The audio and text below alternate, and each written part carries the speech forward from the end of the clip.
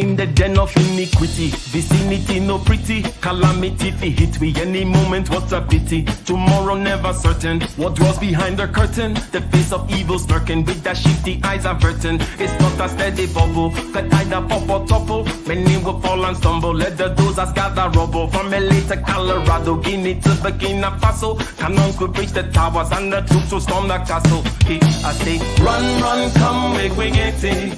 Because the peace that is bestowed upon the meek is overrated. So run, run, come, make we get it. Calling all your daughters and your sons, we come forget it. I say, run, run, come, make we get it. Because the peace that is bestowed upon the meek is overrated. Lord, run, run, come, make we get it. Calling all your daughters and your sons, we come forget it. With the rubble steady rising, and hearts are compromising. Convictions here are stifling, making evil appetizing. The fists are steady forming, and countenance is falling. Defenses are withdrawing, possibilities are falling. In these your circumstances, evil will make advances. Pick up your sword and lances, and be sure to take your stances. Victory is never promised, the battle is upon us. Gather the brave and honest, and the righteous in your corners. Hello, hello, hello, hello. Welcome to another episode of Getting Ish Done with Ike and Dr. Thunder. Wednesday, 6:30 p.m. That will be California time, but that's 9:30 p.m. over in the East Coast. Isn't that right, Dr. Thunder? That's right. What's happening? We are doing well. We're doing well. We can't complain. Can't complain too much. The year is ramping up. So all kinds of the year is breathing down our necks when it comes down to where the money is going to come from. And that is a very apt subject that we're talking about today. Anyone that's in sales or in business in general knows about feasts and famine, right? The cycles that we're all subject to, and the attitudes that people have varying from year to year, depending on what's going on. But anyways, that's a that's a sideshow. But how are you doing? I'm all right. It's I don't know, maybe another week or two, and then it'll be midway through the semester. All kinds of stuff is going on. Jazz festival that I oversee. Gearing up for big concerts. A lot of big stuff that has happened already. The school year, and just keeping it moving. I've got a concert tomorrow night, Black History Month show, where I'm focusing on the music of this jazz saxophonists. Is that the Dr. Thunder Quartet concert, or? That's right. It's the Dr. Thunder Quartet concert, and we know that disproportionately, jazz has been a black male enterprise, and it's the saxophonist that I am. How about the women, Dr. Thunder? Highlighting, right? It's misogyny.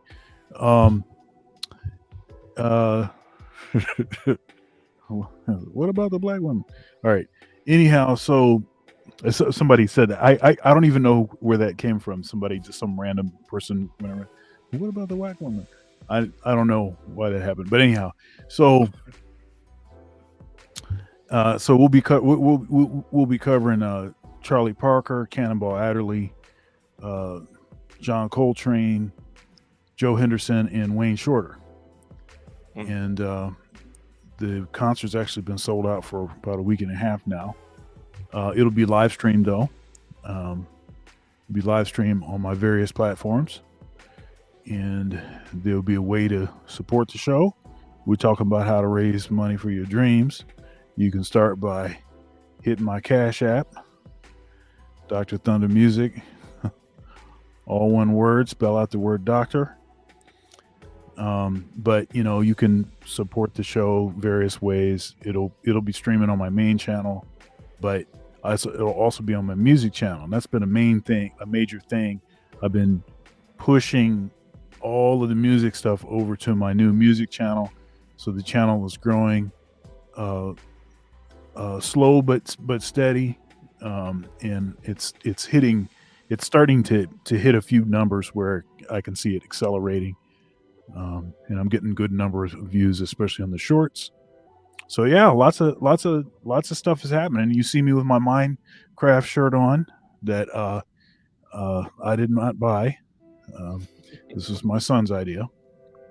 So Um, Minecraft. That's the Minecraft ecosystem and how successful it has been, given how basic the game is.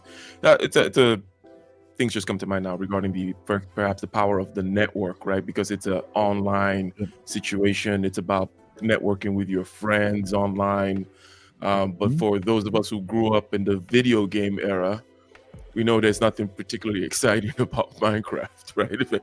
If you've ever Yeah, seen, yeah. But it's incredible. It's like that, and along with like Roblox.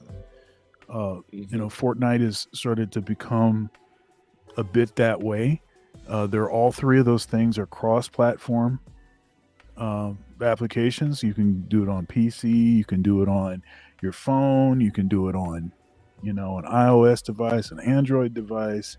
You can do it on, PlayStation. You can do it on Xbox.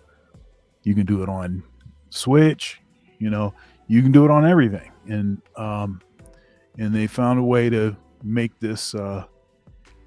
And talking about Roblox in particular, the wisdom of Roblox is, that Apple is very, very picky about who's allowed to, do whatever, collect money or whatever like that. They're very picky about that, who they allow on their store. So, uh, smartly, what Roblox has done is it has created its own thing. So there's the whole in-app purchase thing. It's Yeah, it's a new thing. It's funny. I'll just say this last thing. We are talking about raising money.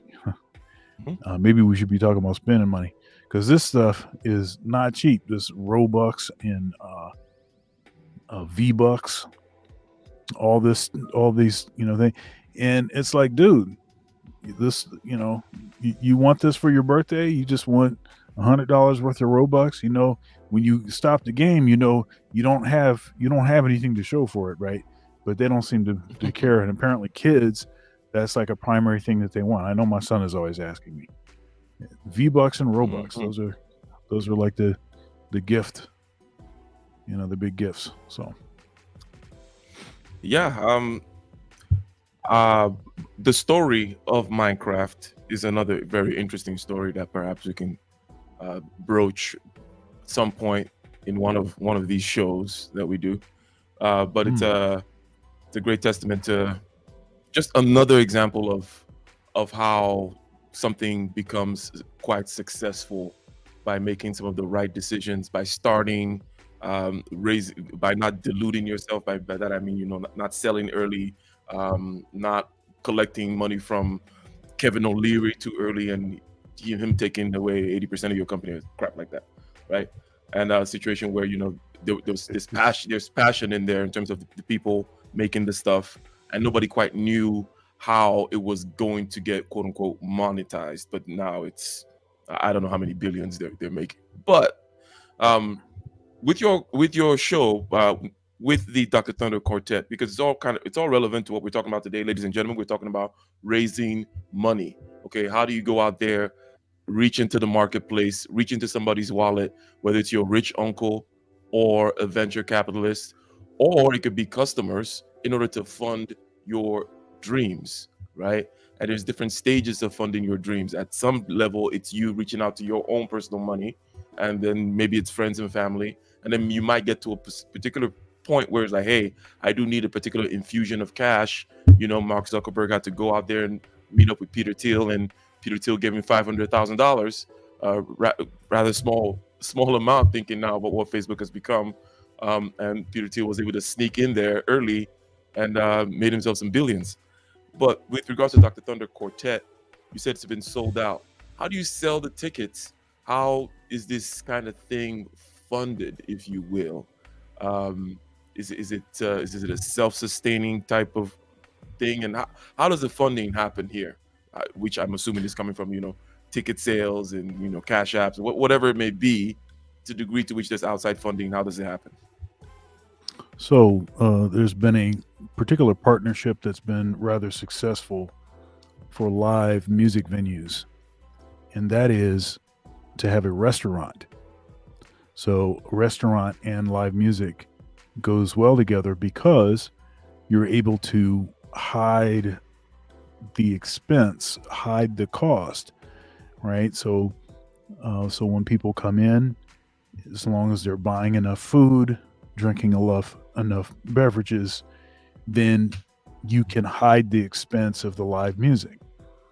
You have to figure out how to price the band, the musicians that you want. You have to figure out how to do that. And so when I said sold out, it's booked solid. So what's happening is whenever my band plays at this particular location, it's called the Ginger Rabbit, and it's not on a weekend. I took a date that was intentionally not a weekend date for a once a month thing at this particular club on Thursdays. Something that was closer to the weekend. It wouldn't be like trying to get a Monday night to go. It'll be a little easier to do that than Monday, but it's a little more challenging to do that than it would be, say, like a prime evening, like a Saturday, when everybody's doesn't have work the next day. Okay. But with this particular venue, they've done a pretty good job of promoting. They do Instagram. They do, I think they do some stuff on Facebook. They have, and then I think they've done some radio stuff in town. They have an online presence. But I always create images, and I always have a particular theme. That's one of the things that's been critically important. Now, I've played there a few times where hey, my band is playing. Okay. But I know the way that stuff works in the town that I live in. The town that I live in, the people in that town, they like theme-based concerts. And so I have done a particular thing. So I've done a concert, Joe Henderson concert. I did a Wayne Shorter concert. I did a Christmas show. I did a Tad Dameron. I did a Cannonball Adderley and Nancy Wilson show. So, and then this one, of course, is, like I said, it's like a Black History one, right? And the first show I think that I did there, theme based, it was a good audience, but it wasn't sold out. And then every single one since then has been booked up. Nice. So there's some momentum that you get, and the performances go really well. I think live streaming has really helped. So people will be like, "Oh man, I see the live stream, man. Next time he has a show, we gotta make sure we go." Okay, so you have that benefit. So there's a lot of things that are working simultaneously. And then of course we get the money from the club, the gig money, the guarantee, and then, but also we get tips. And I'm not bashful about asking people to support the show. If you like what you're hearing, here's an opportunity for you to support it. And, you can vote with your wallet. If you like this show, you want to see more shows like this, not unlike what I say when I'm doing a live stream, a Car Thunder or something. I have a certain thing that I say it frequently. People understand that I'm not doing this for free. Okay. I enjoy what I do, but I would like to be compensated for my time. And if folks want me to continue to do this consistently, if they dig what I'm doing, then, you can support it. So we get a sizable amount in tips. The average has been a pretty high number, and then this last show that we did, we doubled that number. Nice. So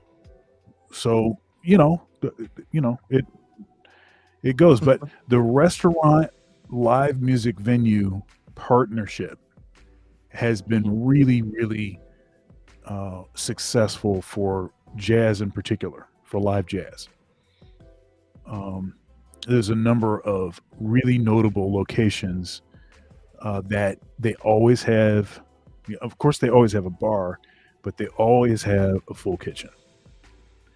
So folks can get in there and they can spend their bread. Spend that money, sit there, get comfortable, eat, feel full, get the warm and fuzzies, live jazz music going on. Yeah, I see it. I see it. So shout out to Technological Chaos. I don't know if you have, Dr. Thunder, a sound effect for us, but Technological Chaos is starting us off early, talking about that money. And today we are indeed talking about money. Okay, raising funds. And I'm going to be sharing a video with my man, Jason Calacanis. I don't know him personally, but it's one of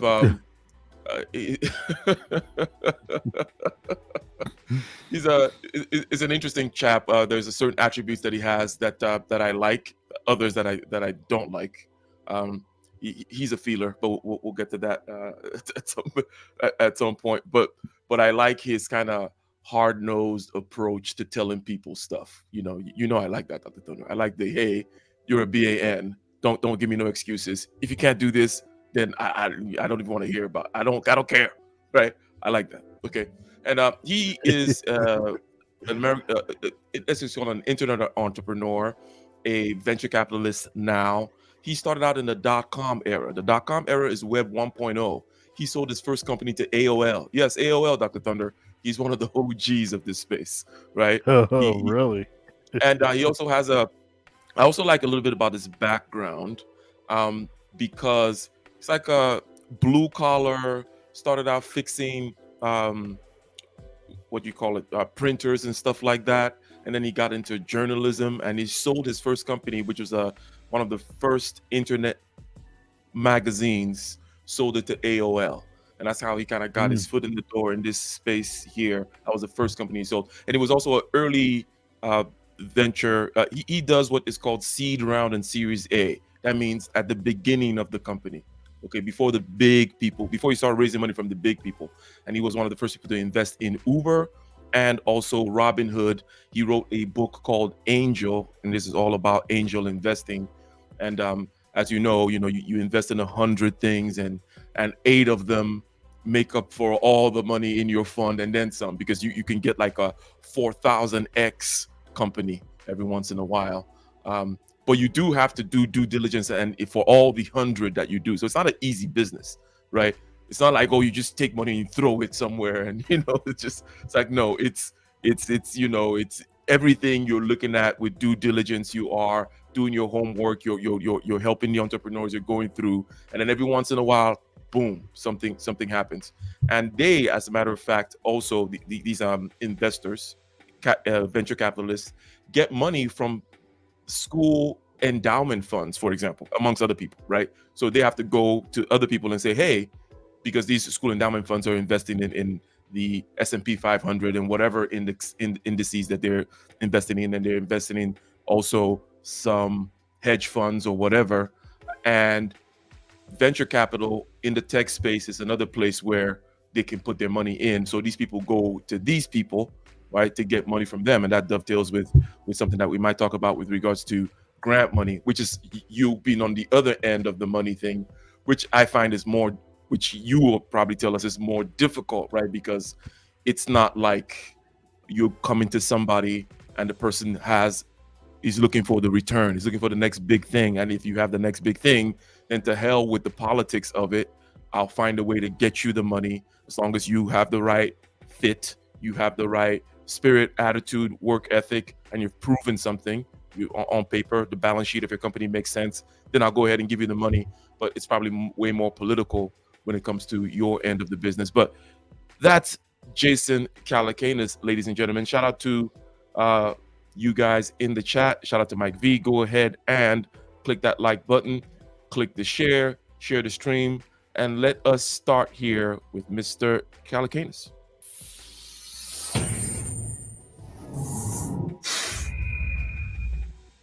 Hey everybody, it's Jason Calacanis, the host of This Week in Startups, and we constantly get asked very basic questions here at This Week in Startups. How do I raise money? How do I get a co-founder? How do I use AngelList? How do I hire my first couple of employees? Very basic questions. So I talked to my friends at WSGR and said, hey, Wilson Sonsini, the top law firm in the technology space, would you like to partner with us on doing a series about startup basics? They were like, Jason, that is a brilliant idea. I was like, thank you very much. And so partnership. I just want to mention that because you were talking about the partnership between live music, restaurant, venues. We're talking about platform and distribution, which is something that we know is always is a key aspect to for an idea, a business, a band in this case, to kind of thrive and grow. And one thing that this guy always does is he doesn't do anything for, like, for example, he could have just come in and put out this video, right?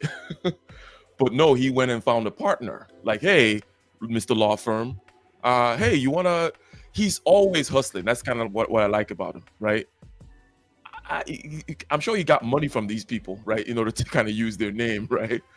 That kind of thing. Mm-hmm. So he doesn't just do anything. Even he's got plenty of money. He could come in and sit there. He's a journalist, but it's like, oh no, I'm gonna find a sponsor for this, right? But anyways, let's continue. Oh, here we go. This is a brand new series from This Week in Startups, brought to you by Wilson Sonsini, called Startup Basics. And one of the most basic questions I get constantly is, how do I raise an angel round, right? How do I raise money from an angel investor? And it changes over time. So the answer that I give today could change over time. And let me tell you something, boy, has the answer changed in the last 3, 5, 10, and 20 years. 20 years ago, if you wanted to raise angel money, what that meant was there were 5 angels in all of Silicon Valley who might back your company. You really were talking about friends and family. Friends and family is one of the best ways to prove that you have skin in the game and that you're a serious entrepreneur.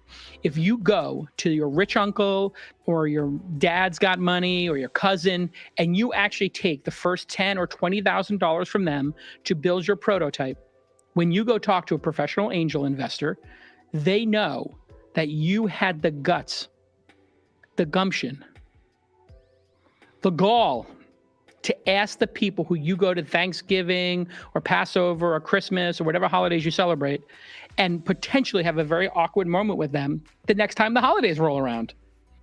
What do you think about that, Dr. Thunder? I think it's very important there that if your idea, if you believe in the idea, okay, if it's real, then you should be able to go have the awkward conversations with people that are around you, and not just want to outsource that to go have an awkward conversation with somebody else. And also because you do need to build something. If it's an app that you're building, if it's a product that you're building, if it's whatever it may be, you're going to need some kind of prototype. It may also be self-funded, by the way. Okay.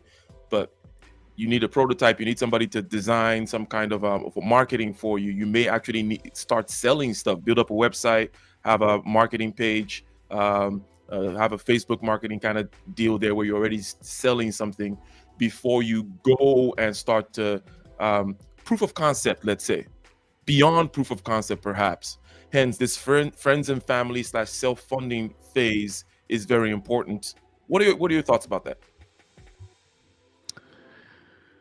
It's interesting because one of the first pieces of advice folks will usually give you is don't ask for money from friends and family, and or don't lend money to friends and family, which is an interesting thing. But you can also see how you can see the point he's making about if you're willing to sort of violate that sort of, if you're willing to violate that taboo, encroach upon the violate your the sanctity of your familiar relationships by groveling for some money, then yeah, then you at least believe in what it is that you're doing. You believe in it, or you're a junkie. I don't know. It's one of the two. Yeah, you believe in it or you're a junkie. It's a good way to put Well, it. this dude, he doesn't look like a junkie. He's carrying a lot of weight. You know, so maybe he's not a junkie. Yeah, let's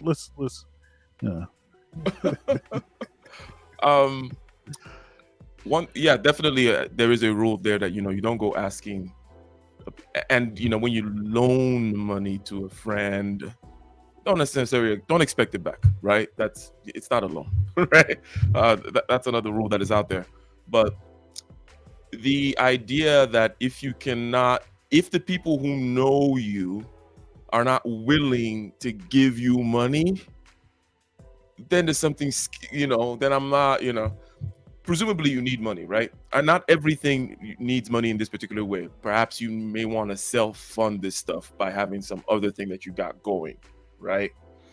But if you need to raise money and you're not able to you don't have Mr. Venture Capital, Mr. Angel Investor, Mr. Whomever, I don't have, or I'm crowdfunding, I don't have a prototype yet, I don't have anything yet, I don't have any sales yet, because I haven't gotten anybody to fund me yet. It kind of begs the question, like, you're trying to get me to know you, like you, trust you enough to give you money.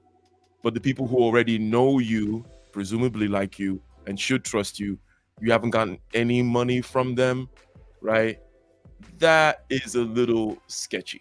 Now, generally, my personal preference is to self-fund a lot of things by grinding somewhere else, right?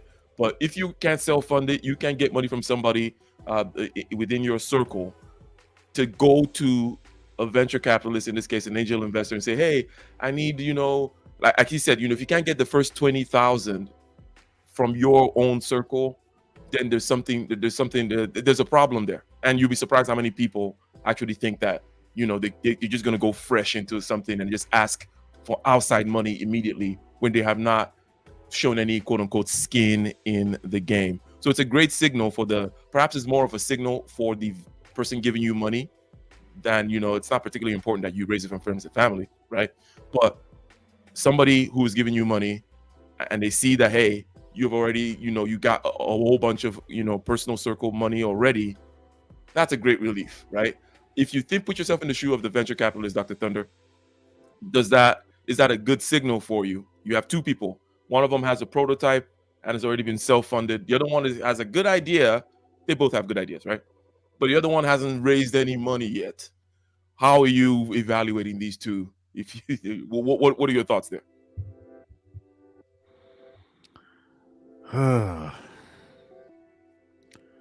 Okay. Well, I suppose I'd like to see them. Yeah, I'm going to give the money probably to the person that already burned all their bridges. They already ruined all of their familiar relationships by begging for money. I'm being silly with that, but yes, I would make that same decision. That makes sense. I understand the rationale associated with it, though it is actually asking to violate, certain taboos or mores or whatever. And there is you see, when it comes to social stuff like this, there's a lot of skill involved that people just don't seem to have. I'm not the most social person typically, right? But I find that I'm a very good student of human nature. Very little gets past me in terms of observing people, knowing what's happening, seeing what's coming around the corner, knowing what to say, when not to say it, knowing how to, that whole chess game of the social space. I'm quite good at it, actually. I'm just not a extroverted feeling type person. You know, I don't do that. I'm introverted, don't like any of that group feeling stuff. The word community gives me an itch, right? But I find that even the people actually sometimes who love the community thing and whom are very gregarious, openly social, and so on and so forth, they don't know how to be strategic within this space. So when you say, for example, friends and family, they're just thinking about all their friends, all their family. They don't have these particular buckets of people. Like, for example, you and I, Dr. Thunder, in the series where we're talking about how to deal with toxic people, we talked about, well, I mentioned, and you concurred about these relationships that you build that are about competence, right? Where it's like, what can I do for you? What can you do for me? Okay. And it sounds to some types of people, sounds like, oh, but that's not, whatever it is going on in their head. You can already imagine what's going on there when I say something like that. So they don't have these different buckets of competence where it's like, if you tell me, oh, raise money from friends and family, I'm not thinking everybody. There are people whom I've kind of had a particular kind of relationship with, where we've done some business in the past. I've proven something to them before. They've proven something to me. We've been in some particular kind of trench before, and I know that they'll understand the idea XYZ, and that's where I'm targeting, right? Some people don't even think like this. They're gonna go to their uncle, and they're just gonna be like equal in terms of how they reach out for money, or reach out for assistance, or reach out for whatever it may be, right? They don't have people filling in different slots in their life, which is a strange. It's a skill. It's a thing.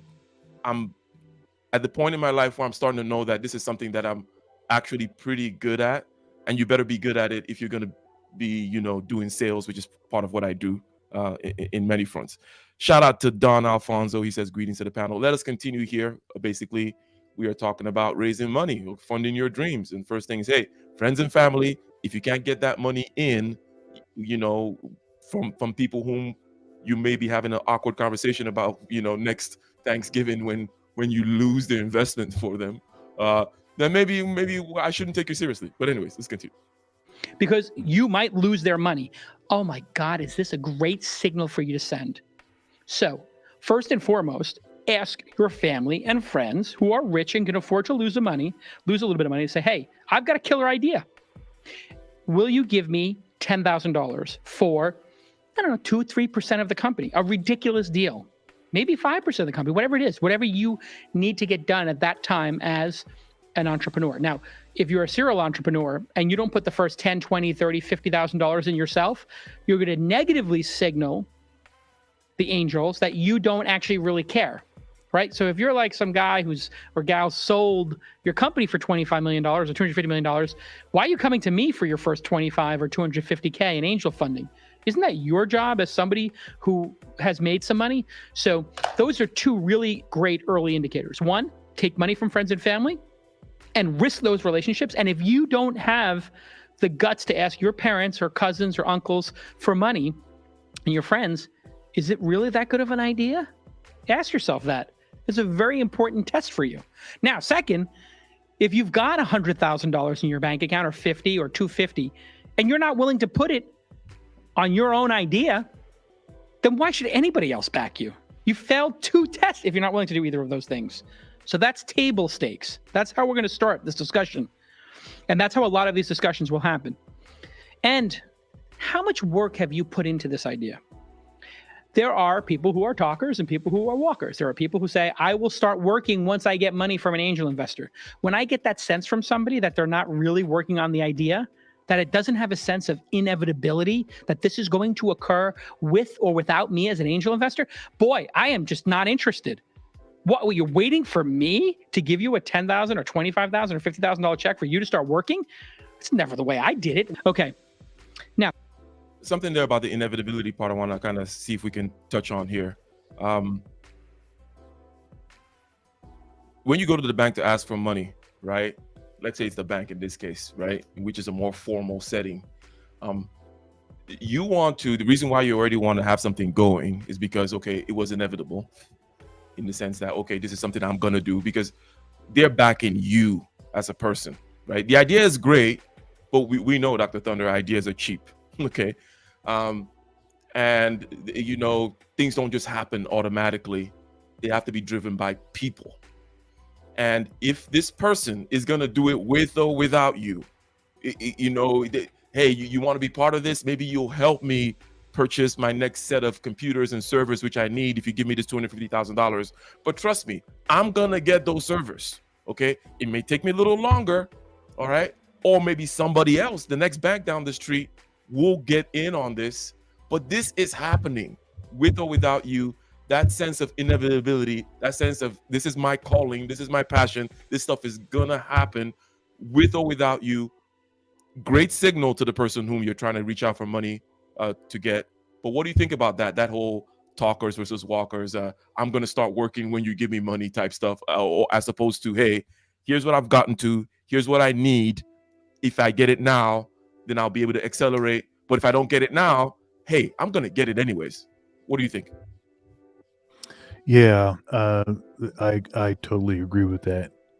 If you're not already putting work in, developing this thing, if you're not already doing that, and I'm supposed to be your incentive to start working, I'm not giving you a dime. That's not happening, because the person that has the money, they have all of the leverage. They're the ones with the money.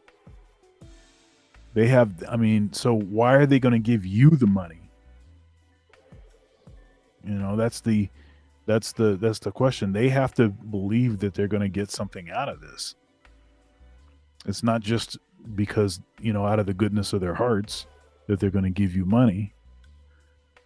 That, so every once in a while you'll find somebody that just wants to give you money, I suppose. I don't know. I don't, not possible. anything significant, but maybe they give you $5. Hey, go get yourself a hamburger. That's something. But when you talk about real money, I don't think that they're going to do that if you're not actually already halfway down the road.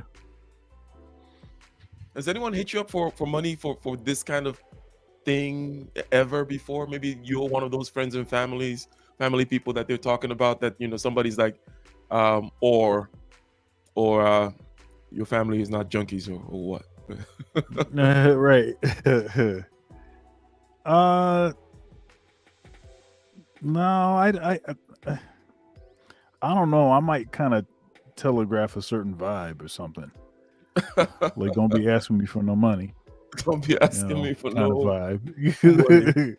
I don't know, but no, I haven't. A couple times, but it was stuff that was not that serious, and it was more like, hey, here's your opportunity to get in on this pyramid.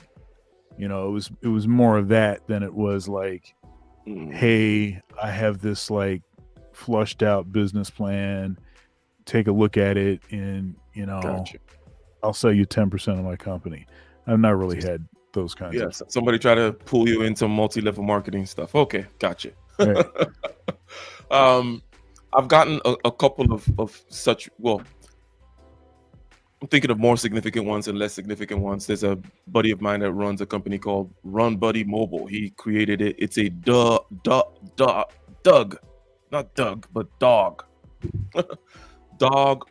running company, currently in Arizona, that drives up with a nice little van, air-conditioned van, to your house, and they have these dog thread mills, just self-powered, right? So the dog kind of powers. Yeah. That's cool. So it's actually doing great. There was a point where he reached out, for $10,000 for some reasons, and I kind of wanted a better deal out of it, but in terms of equity or whatever, but at the same time I didn't, because I'm not a venture capitalist. I don't really know how I'm not Kevin O'Leary going out there getting equity in many different companies and stuff like that. But he has since, it's been paid back with the simple 10% thing that, you know, it was 10%, no big deal, right? But the company has probably quadrupled since that time. Now he's talking about So you an shouldn't have app. got that money back, man. Man, You should have made him keep it. I should have made him keep it. Be like, hey, just give me a piece here. Now he's talking about Hey, your money's no good here. Your money's no good here. You have to you be like, hey, you have to, a couple guys that show up to his house like this, you know. Your money's no good here. And you know, you just you pay us a little bit of something, you know. Yeah, it's really something. And this was one of those things where he was talking about it. It's like one of the roadies for my band, actually. And you know, he was a competent dude. It's not difficult to judge who's competent, who is not. Another thing which I don't understand how people make that mistake. Right? It's like, how don't you know if somebody's got the ish together? It's one of the most obvious things. It's like, really? You don't know? So one of those guys that you can tell, okay, cool, he's got something going for him. Great salesman, good with people, but also very dogged when it comes to, I'm going to solve these problems. So he had this, and he's great with dogs, right? So he has the right kinds of competencies for what he wanted to do. And he always wanted to do that thing. Like while we were, you know, the whole time I've known him, he's been talking about this dog running company or kind of dog trading company, blah, blah, blah. Moved to Arizona, started buying vans. I saw the whole thing happening, right? Speaking to the whole, him having skin in the game stuff. And again, quadrupled the thing since I made that investment. Now he's talking about doing an app thing, which is then going to broaden it out and then move out of Arizona to maybe some other hotter state. Arizona was a great test case because it's pretty hot there, and you know, people have to run their dogs, and showing up with an air-conditioned van, blah, blah, blah. Makes sense. But anyways, let us continue, ladies and gentlemen. Go ahead, click that like button, share the stream. We're talking about raising that money, contact an angel. Now, cold emails to an angel. This can work. Cold emails do work. You find the angel investor's email address, which isn't that difficult. And if you can't find an angel investor's email address, well, maybe you shouldn't be in the business, because it's not the hardest thing in the world. Yeah, this is why I like Jason, by the way, because he talks like this, right? It's like, it's not gonna babysit you, like, oh, you know, you do this and then you click. It's like, if you can't find a freaking angel's email address, what's wrong with you? Like, get out of my channel.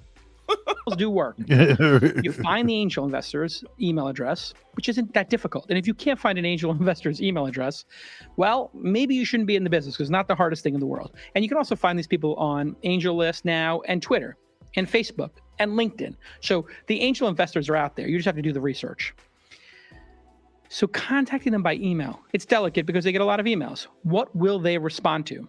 Well, I'll give you a couple of hints. If you start out with a compliment and or recognition that you know the history of that angel investor, you are going to start off on second base, literally. So if you're emailing Naval from AngelList, who's an angel investor as well, and you say, I knew your first company, or I saw your interview with Jason on This Week in Startups, and you said this, and it inspired me to become an entrepreneur, or Dear Jason, I am a huge fan of episode number 206 with Chris Sacca. He was hilarious, but I really love Gary Vaynerchuk's episode best, right? You're starting with some indication that you've done your research on the angel, which makes us as the angels know, I'm not just one out of 200 emails you sent, the cookie cutter. And send it in a regular, normal font. Like I got an email the other day from somebody who had a really interesting idea. For some reason, they decided to like HTML their email. And also, if it's too long, if it's really long, it doesn't look like a sane person doesn't write 1,000 words in a first email. So here, that part, yeah, like you can spot crazy. You see, like you open an email, it's like 52 paragraphs, and I don't want anything to do with this person. Okay. So what are your thoughts here about, you know, he's talking about this emailing here, and we receive emails like this, you know, I'm sure you guys do.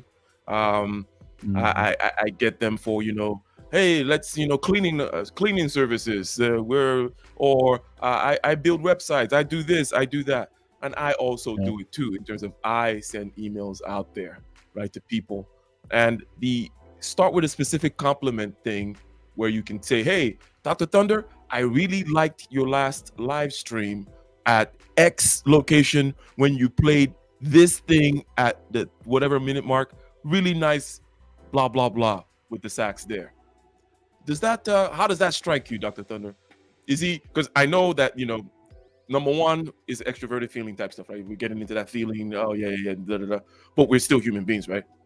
Um, is that relevant? Will it work for you? Will it catch your eye as opposed to the other 1,000 emails that you're looking at? What do you think? Yeah, it will. I've told this story before, and there's I think this guy was a bass player or something, and his hero is a jazz pianist, legendary jazz pianist, one of the greats, and he loved his music and was always listening to his music. Went to a local club one day when this artist was there, because of course he'd been following him, and he presented the artist with transcriptions, dozens of transcriptions of this artist's music. He had listened to the recordings, actually learned all the music, wrote all the music down. Nobody paid him to do this. He just did this because he had that interest. Presented the music to the artist. Artist was, of course, very flattered. Very much flattered by that. And an opening on bass appeared in this guy's band, and this guy ended up taking over for the old bass player, played with him for several years. Okay? See, the thing is that when you actually show that it's not just talk, you're not just, saying this because you're trying to get a buck, or, hey, I want the gig, I want an opportunity to play. Everybody wants a gig. Everybody wants an opportunity to play. Here's another strategy that I've used. Mm-hmm.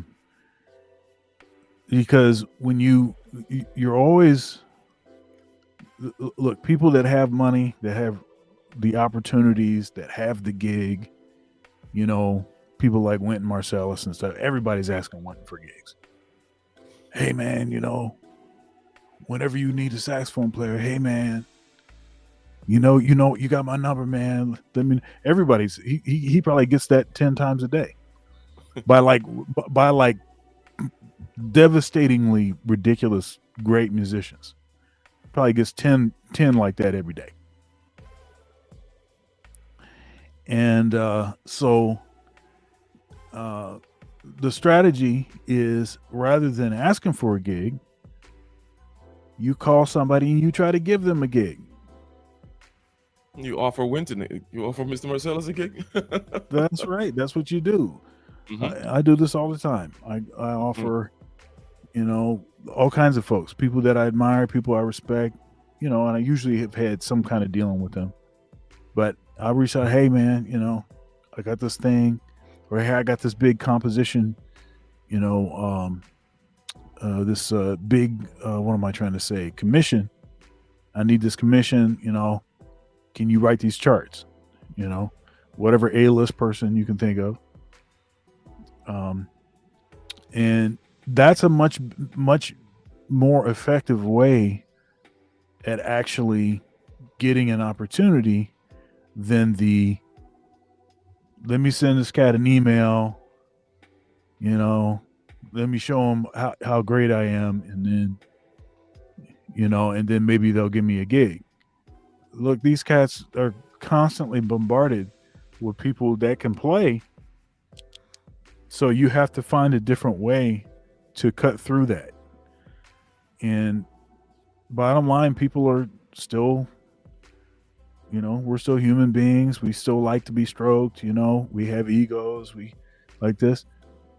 I mean, consider like if somebody, like if somebody, now this would have to be before, you know, computers can just transcribe stuff now, you know, out of a podcast. But say if we didn't have that technology, and somebody had to like word by word sit there and write out all the stuff that you said in a particular podcast, and they send it to you for like 100 episodes or something. You know what I'm saying? Yeah, I mean, yeah, I mean that person obviously is, they dig what you're doing, and so whatever it is that they have to say, you're just going to naturally, you're going to lean in that direction because you're a human being. You're not a robot. So, and it's about standing out. There's a sea of emails coming at, if we take this particular example, whether there's Winter Marcellus or angel capitalists or angel investors, and you want to stand out, right? You know, you want to be the purple cow. I heard somebody say it, like, you know, you're driving down, you know, the roads of California. You see, you know, you're looking at the hills and there's cows over there. And you see a purple cow. You're gonna do a double take, as they say, right? Another thing that is on the screen here that he's talking about is, well, first of all, not normal font. Maybe he has had a bad experience with people sending crap in strange fonts with different colors. Don't do that. It's not a good way of standing out. It looks stupid. Yeah, it's just freaking irritating. Now I gotta squint. I can't even read this. What am I supposed to copy and paste and change the font to something else? And then keeping it short. This is another one of my superpowers. Okay. Now, what I mean by that, Dr. Thunder, is that you know that I'm always trying to condense things, not because I'm trying to not waste time or whatever it is, but I'm always looking for the fundamental in something, right? That's why I hate lists of 15 or whatever the hell it may be. It's like I'm always trying to, like, what is the fundamental thing there, and then we can branch out, and then we bring it back to the fundamentals because I'm lazy. It's the way I like to put it, right? I don't like carrying a whole. It's also why I'm in the kind of engineering that I'm in, which is real engineering, physical engineering, which has the laws of motion and the laws of thermodynamics. I think it's like 4 of them. Okay, you got these laws, and everything else that's going on, whether it's rockets to the moon or a train or a belt and a machine, it's it. That's it. Okay, I have these 4 laws in my pocket, and I can extrapolate from those laws everything else that's going on with regards to what we call mechanics in Newtonian space: force, motion, acceleration, velocity, blah blah blah. Right? Shout out to the super chatter before I continue here. Let's go ahead and get a round of applause or something for the gentleman. Thank you very much. Okay, do you mind reading that, Dr. Thunder? Absolutely. My kind of dialogue in the Ike channel. I think he meant on the Ike channel. Thank you very much. S Rep. Thank you. So, keeping things short, okay? And one way to learn how to do this is to learn how to write. But what I mean is, one way to learn how to condense stuff is to learn how to write. Now, this is something that's going to help you in every mode of communication, but especially in the kind of communication where you're trying to influence. All communication is kind of like that. But where it's very important, where the primary thing you're trying to do is to influence somebody to do something. You're trying to sell somebody something. Simplicity is key. And short is simple. Get to the point. What do you want? Okay. And it could be a phone call, an email in this case, whatever it is. Sit down and think, what exactly do I want? Okay. People don't like to think, right? That, you know this, Dr. Thunder, right? And people, not only don't they like to think, they don't seem to see the value in it. You're like, oh, well, don't I just do stuff? Don't I just, send the emails? It's like, no, shut up, sit down, think. What do I want from this person?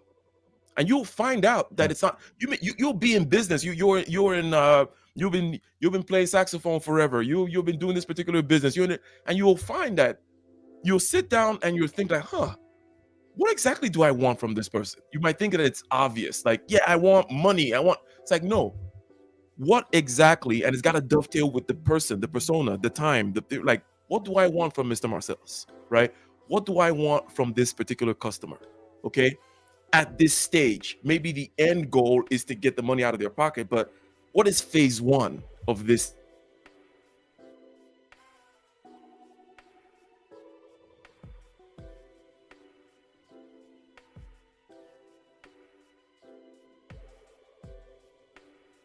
Oh, I think we.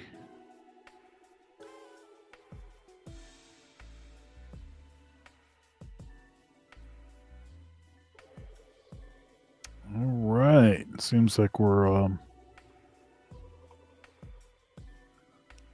let's see here. Bear,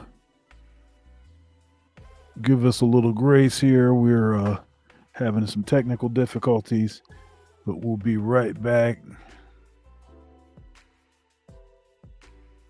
We'll be right back.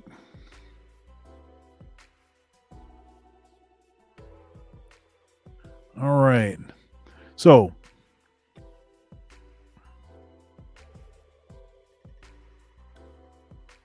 yeah, it's important to, one second here. Let me go back here. Keeping it short. Keeping it short. Blathering on and on is not going to help. Blathering on and on is not going to help you get financed. They're not going to give you money because you have 1,000 different ways to say the same thing. So you want to get it to the point. Realize that people are being asked to give money to all kinds of folks. And so you're doing them a courtesy. It's your responsibility to do them a courtesy of doing the necessary thought labor, working out all of the details, all of the issues, have somebody else read it, and help you to distill it further. Sit on it for a while, right? Sit on it for a while.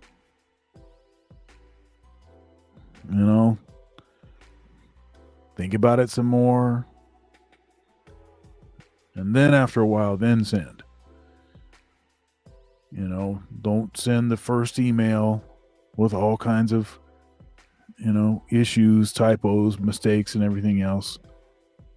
You're not going to get another opportunity to convince them that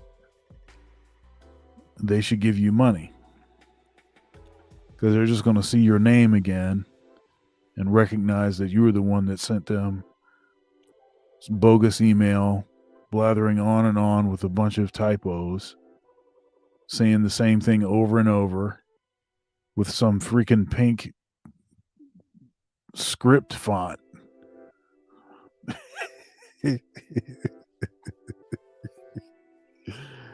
Oh man, that's great. Hopefully Ike will be back with us in just a moment. I think maybe his system crashed or something.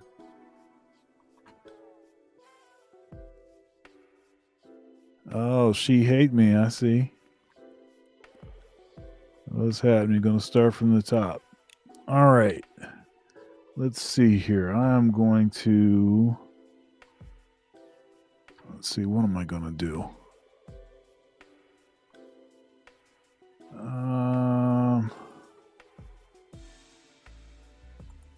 I'm going to do this. Here we go. This is what I'm about to do.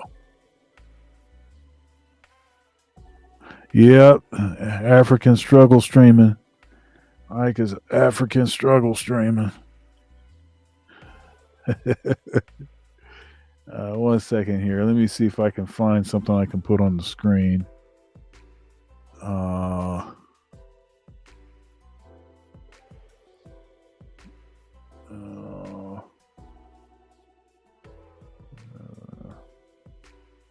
Maybe I can do. What is this? Oh, wait a minute here. Now that looks like I'm on my thing. Okay, hold up here.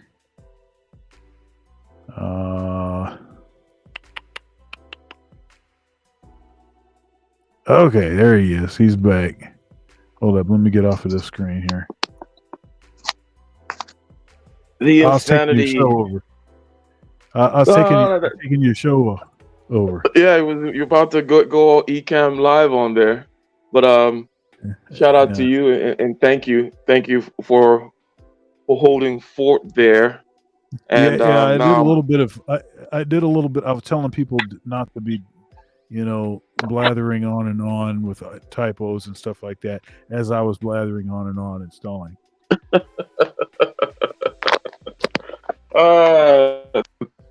That is how it's done, sir.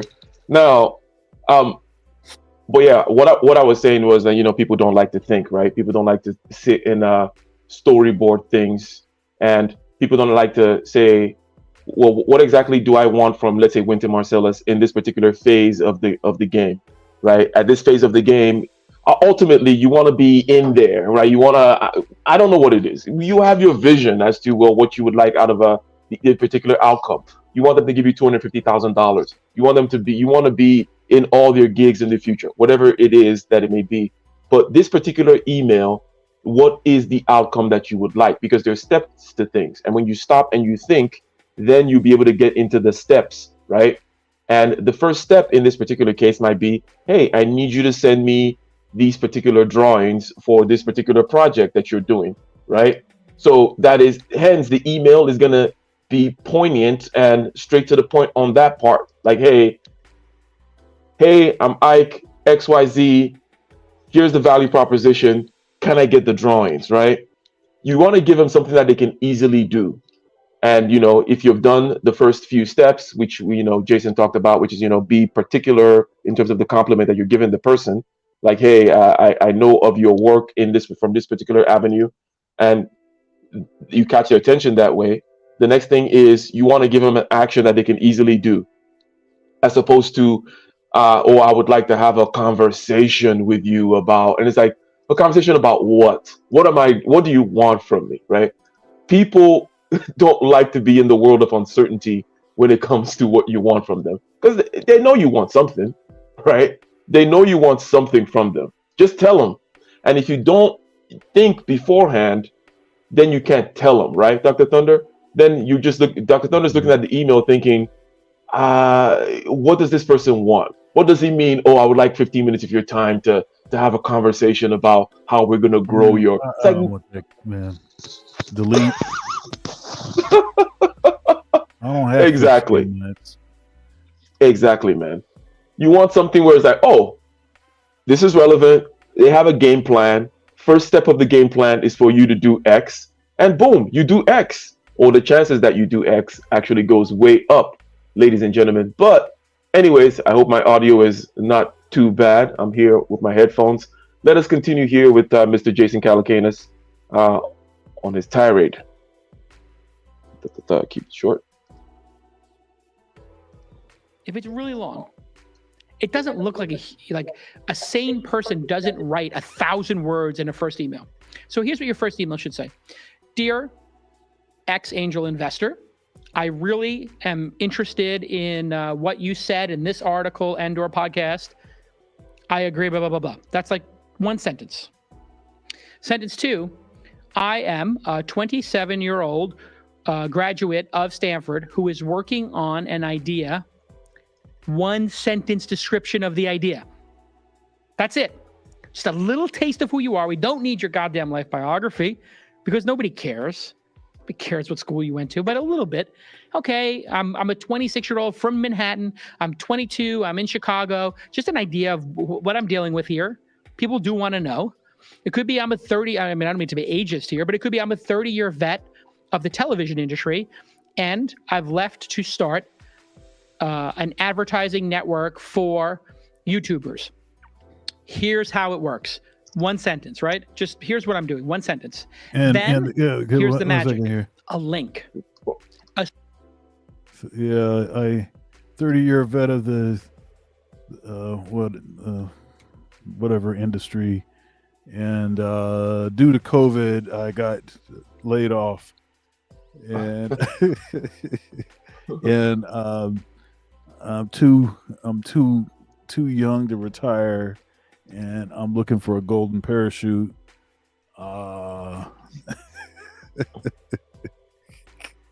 Mm-hmm. I'm just filling in the things that people, that the person that's listening to whatever it is that you're saying as you blather on too long, and it starts to sound like you're trying to compensate for something. I'm just telling you what it is that they're thinking.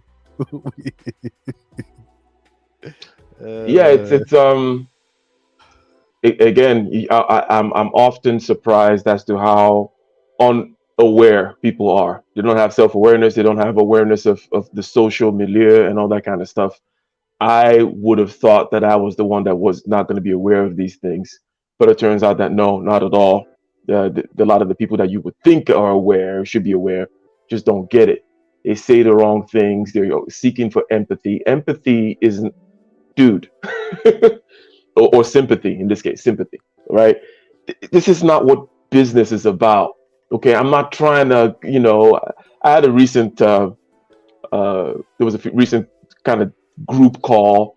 One of the businesses that I'm kind of starting up now is in the blockchain area, right? Trying to solve certain problems when it comes to geolocation and ownership of land and stuff like that, using the blockchain, using NFTs, tying them directly to longitude and latitudes, doing blah, blah, blah, blah, blah. So I had a conversation with people who are in the data center space, whom will be the people that, cloud, right? The cloud service space, right?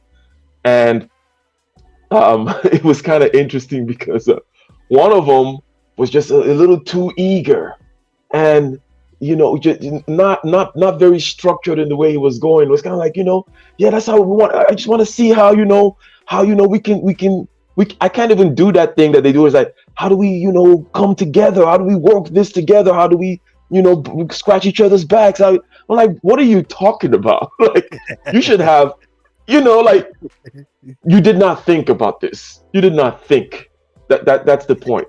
You sit, because if you did, you would sit down and you would map out like, okay, what phase are they in? What phase is Ike in this process? What will be the next few? What can I do at this phase?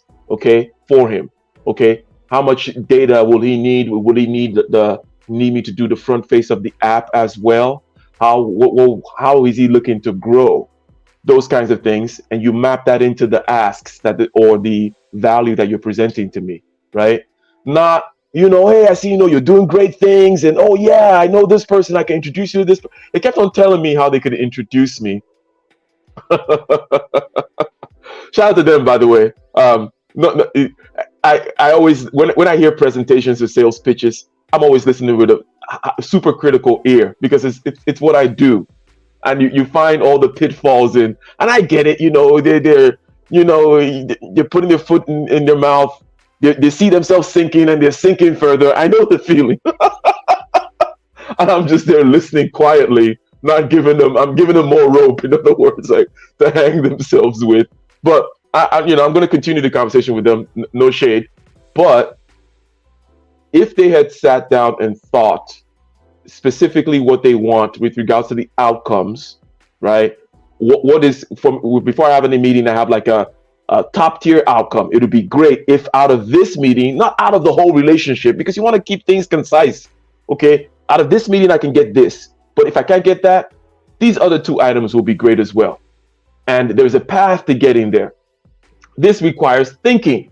Okay, if it doesn't come naturally to you, if you don't have the intuition for it, well then stop, grind it out, think it through. Shout out to Dr. Thunder for kind of reiterating that point. But let us continue here.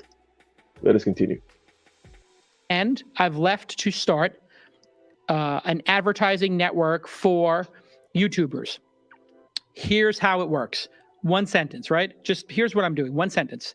Then here's the magic. A link, a screenshot, just something that indicates that you are a builder, a talker, not a walker.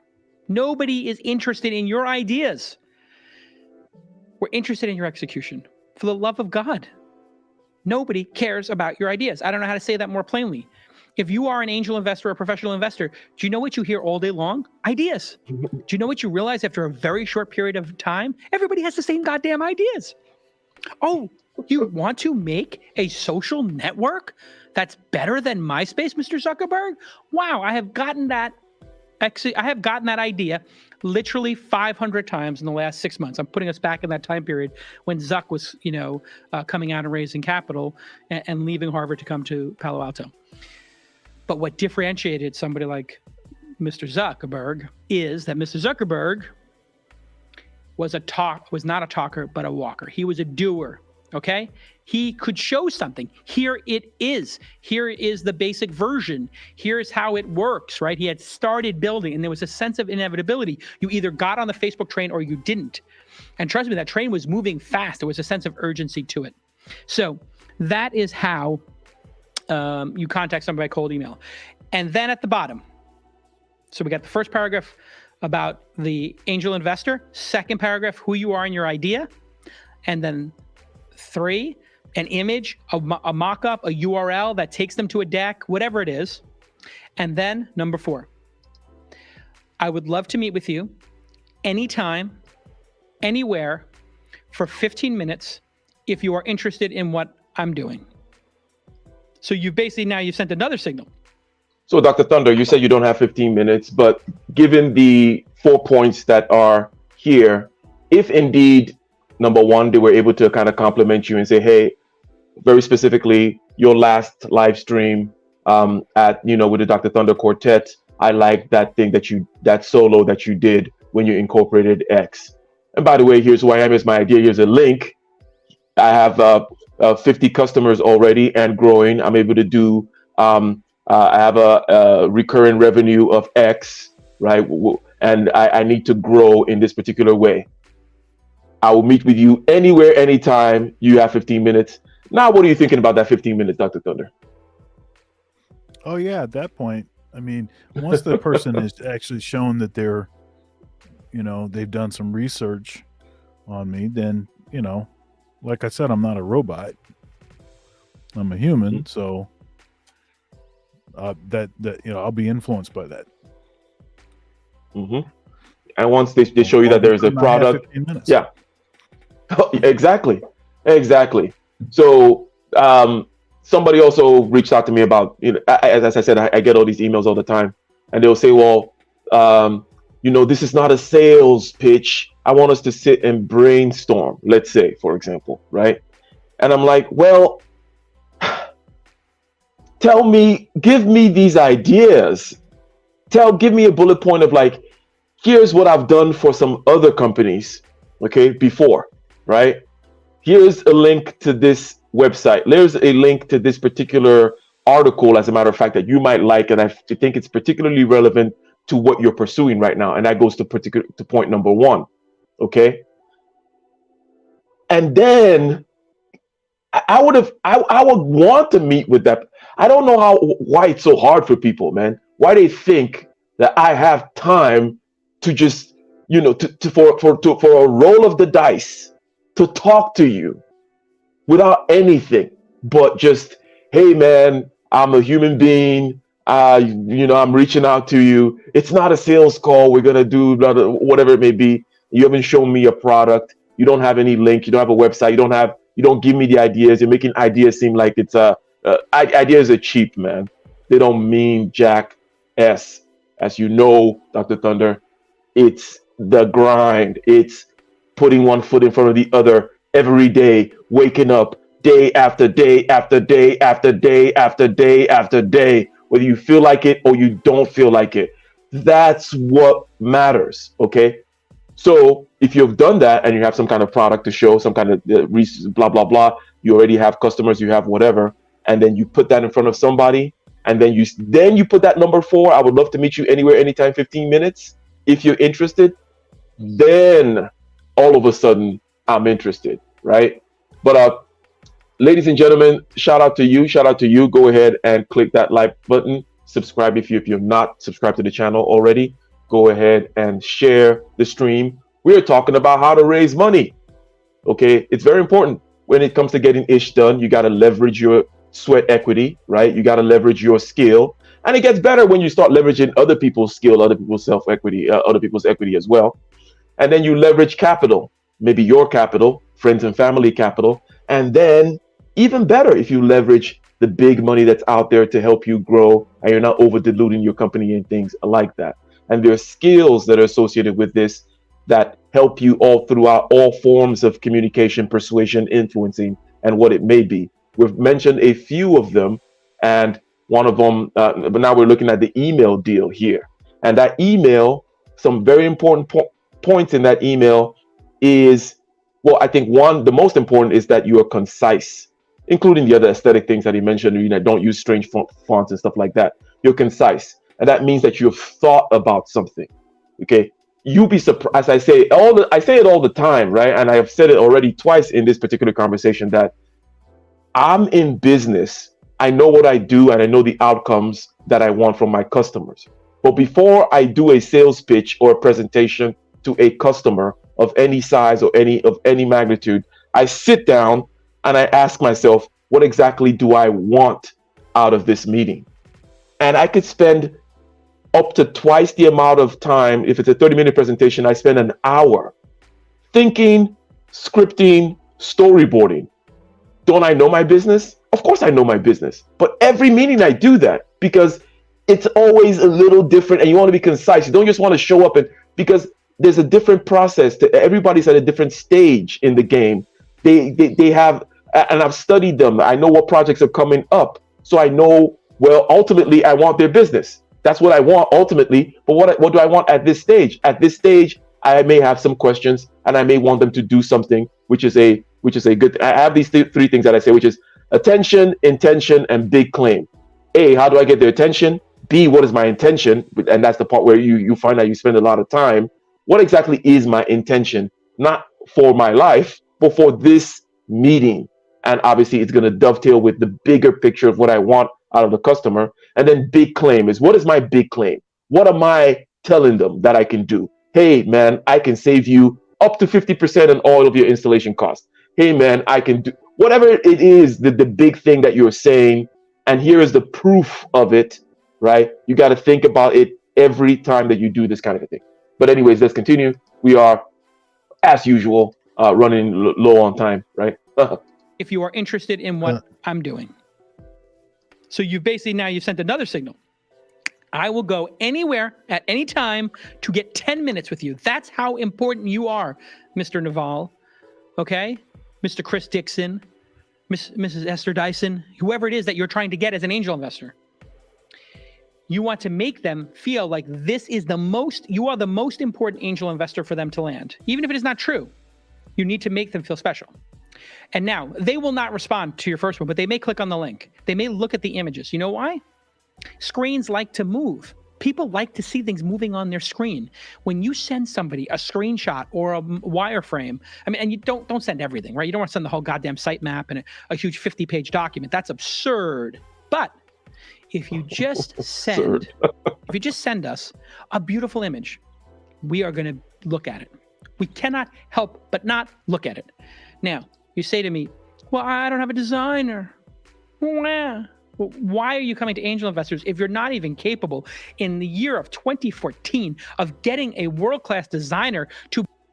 And this is 2014, by the way.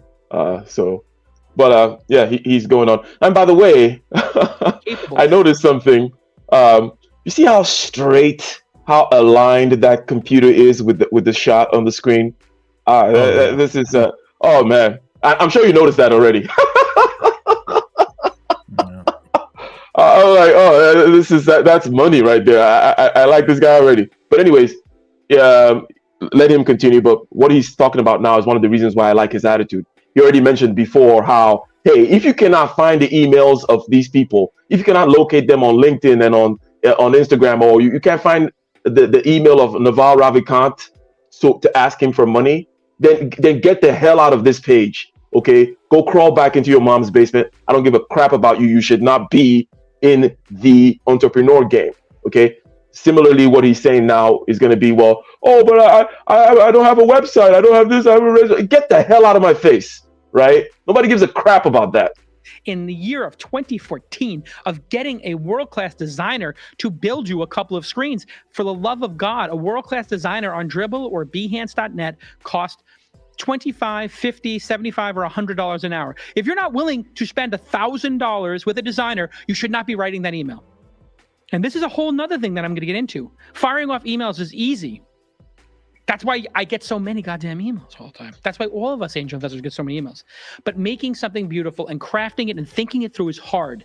So if you send an email, you put yourself in the bucket of people who are capable of sending an email. Guess what? That's 100% of the population can send an email. But if you make something crafted and brilliant, small, but brilliant and beautiful, you've now self-selected yourself into the top 10% of the class by spending $500 or $1,000. But you know what? 95% of the people who email me don't even take that basic step. And I can tell you 95% of 100 don't even take the basic step to understand who they're emailing. And if you sense a little bit of frustration in my voice, it's because as an angel investor and an entrepreneur, I've been on both sides of the table.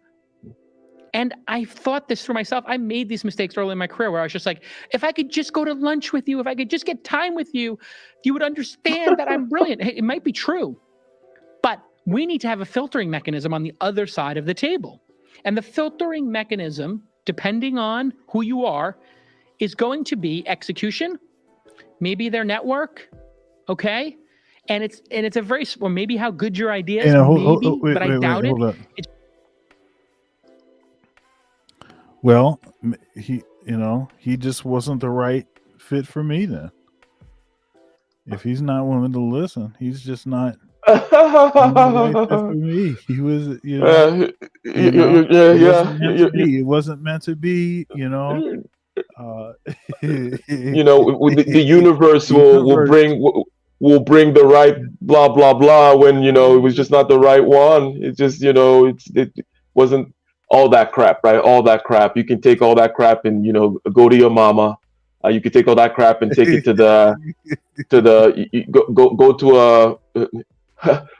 go to a women's channel where they're complaining about dating or whatever it is that that they're doing about, oh, it wasn't the right man for. But look, in the world of business, okay, in the world of getting ish done, in the world of funding your dreams, you can't be a BAN, man. And no one has the patience for it. We're not your therapist, bro, right? Go fix your issues. And by the way, okay, when I sound like this, it's not because I'm not sympathetic to issues. I'm alive too, trust me, I'm not a robot, right? I know that life is hard, right? Forget money issues, just being alive is hard, okay? That's why, therapists exist and all these other kinds of things.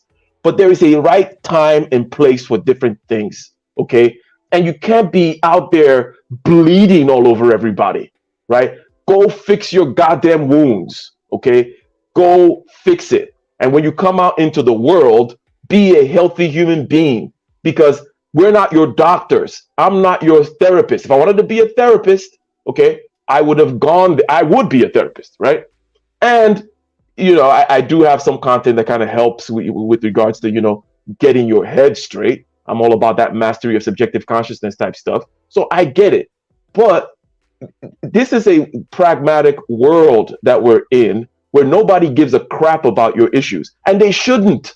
They should not, because this is not about your issues. You should already be buttoned up.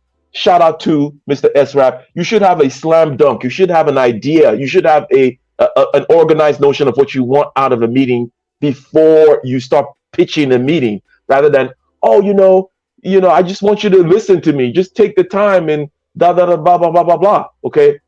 No. And then people go around and say, oh, it was just not the right one. When the right one comes along, you'll never find the right one. you're going to age out of the game. You're going to be 60, 75 years old, talking about how you're not lucky. You may start also invoking some things which are partially true, such as racism or whatever. They, the misandry, whatever endemic. it may be. It's endemic, systematic. All that stuff, endemic, systematic, and I was listening to shout out to a priori racism. Axiomatic. It's axiomatic. You can't get behind it. It's like it's like a wall. Like you can't get behind this kind of racism. It's just part of the whole thing. Unconscious, was it unconscious bias? They used to call it. Shout out to the Black Brain Trust. Implicit bias. It's just implied, man. It's baked in the cake. It's part of the. Nope, you can't get behind this action, bro. Shout out to Black Brain Trust. Shout out to Mike V. I was listening to one of his recent conversations, a very good one about tech and the world of zeros and ones. I like to come for those guys because I'm like, a lot of people call themselves engineers. I'm like, you're not an engineer, bro. You're just a scripter, bro. You're a scripter. Okay. Shout out to my zeros and ones friends. But one of the things that I still can't understand, okay, and I'm trying, and I get this is context dependent, okay. I have a certain personality, and I'm also I was raised in Africa, so there's a different context here. But there is a notion that people talk about being the only Black person in X or Y, and how that somehow is a difficulty that I just don't get. It's not like I don't get it. I get it. You're awkward. You're different. You're odd man out. You don't feel like you're part of this pot of soup. But I don't know why it's even an issue at all. Like, but let me reiterate it by adding that, look, if you're going to be doing something exceptional, trust me, you're going to be an odd man out no matter who you are. Okay? It's lonely at the top of everything, regardless. So if you're trying to go there with your friends and family and everybody in blackface or blueface or whatever your particular thing is that will make you feel comfortable, okay, forget about it, dude. Again, go to your therapist and talk to them about that crap. Nobody wants to hear it, okay? It just is what it is. I'm just being 100% honest. Nobody cares about it. That's 100% true. And I don't understand why it's even an issue to begin with. Dr. Thunder, maybe you can help me out on that. Why is it an issue? Why do people say these kinds of things like, oh, I'm in IT, and you find yourself, I'm the only Black person there. I'm like, what does this have to do with whether you're scripted or not, and what your career path is, and how you're going to leverage this or do that, or whether you're going to get this certification? What the hell do you care about who is in? Anyways, what do you say about that, Dr. Thunder? Well, I think what's interesting is the sort of excuses that get used like that. It takes away from people actually having empathy for real issues. Because you're going back to that well too often. It's too it's too much on the tip of your tongue. And in my experience, you don't really want other people to try to solve that problem for you, because they're going to end up with a solution that's worse than the problem. Mm-hmm. And I don't like the symbolism thing, the empty symbolism. Feeling, oh, I feel good because there's a Black person over here I can look at. None of that stuff. I don't care about any of that. Now, unfortunately, most people, they kind of need that. And so I try to at least be understanding to other folks when they deal with that, but I'm never going to use those. Those aren't going to be excuses for why I don't achieve. And it's interesting because even in my content, I talk about racism and misandry and issues in the black community and, black men being marginalized and all that. I talk about all that stuff, but I never talk about myself in that context. Right. Because I consider myself to be an outlier, not trying to toot my own horn or anything like that. It doesn't really matter what the obstacle is. I'm going to press against it. Right. So you know what I'm saying? Like that's my disposition. Now it's a sign. Okay. The way that you evaluate policy is not based on how the outlier is doing. Mm-hmm. It's based on how the normie ham and egger is doing. Mm-hmm. Right. And when you look at the way that certain policies disproportionately disenfranchise certain folks, I think there's an argument to be made there. I just don't think that you should be making the argument based on something, you're dealing with. Somebody else should make the argument. True. Because otherwise it just starts to come off like you just using this thing as a way to try to get over. And there's a bunch of like race hustlers that have made themselves multimillionaires by doing that. But, they've also made themselves pariahs. So. Mm-hmm. So, and that is a good point, especially, you said normie, ham and egger, especially if they're going to be typically employee class type people, and you want the organization to be structured in a particular way that makes them comfortable 100%. And then there's some people whom, when it comes to getting the opportunity, perhaps to do maybe a side gig or maybe start their own thing there, because now you're trying to be an outlier, right? There is where I don't tolerate that stuff at all, for sure, right? If you're trying to start your thing, or if you come to me and you look for an opportunity, and I'm like, hey, here's this thing that we can do on the side. It might grow. It typically does grow for the people who stick with it into something else. But you're having all kinds of weird excuses about it, right? Some of which may not have to do with racism and so on and so forth. But you show that you actually don't have what it takes, as some of the things that Jason has been mentioning here. You haven't put in the work. You think it's all about ideas and feelings and talking. You haven't had the gumption to go, as he was talking about, ask your friend and family for their money. There's not a sense of inevitability about it for you. Then no one is going to be creating this thing for you. And if you think that you're going to be in a sea of black faces doing entrepreneur stuff together, you're crazy. Okay. So now I'm talking to the wannabe outlier out there. The wannabe outlier, and I can be as harsh as possible with you. Okay. You're insane if you think that this is about some kind of community based on phenotype. No, this is a community of standards. And the people, if you have the stuff, if you got the if you meet the standard, which is very rare that people do, you will be valuable, because value is all about rarity with human beings, right? If you show up and you can do the work and you have a track record and they can see that you're going somewhere and that train is moving, they either hop on the train or not, then that's what it's all about. I should not be hearing come out of your mouth anything about, race, this, that, or the other. And then when you build your company, let's say, then you would want to help out, or you would want to structure it, because things have to be generally systemic. You don't want to be too nepotistic, right? You want to help out the community in the ways in which you think you can do systemically.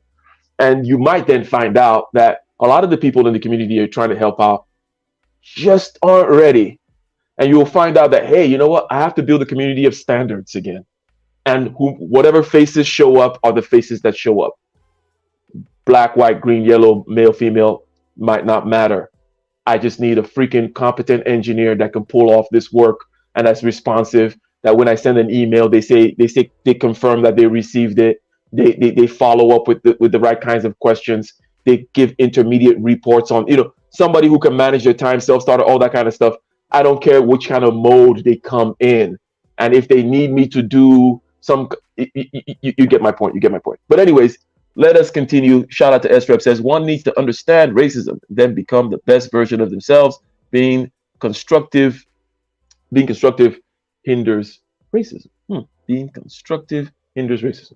Well, that is true. Perhaps also part of my attitude is that I've always just felt like an alien, anyways, in multiple regards, including phenotypically, right? So when people talk about, like, I don't see nobody like me. Like, what are you talking about? There's nobody like me anywhere, Dr. Thunder. So I get out of here with that crap. Okay, let's go. It's really going to be, did you come from a trusted source, or did you make something brilliant? And that leads me to the next point. The best way to get in touch with me is not to email me. It's to find somebody I trust and to get them to introduce you and to send your email to me. So I just got the co-founder of YouTube, one of the co-founders, there's three actually, and the third little-known co-founder emailed me about a project. And he said, hey, Jason, you may not remember, we may have, of course I remembered him. And he said, I'm investing in this. These individuals who have this idea that's in the video space would love to meet with you.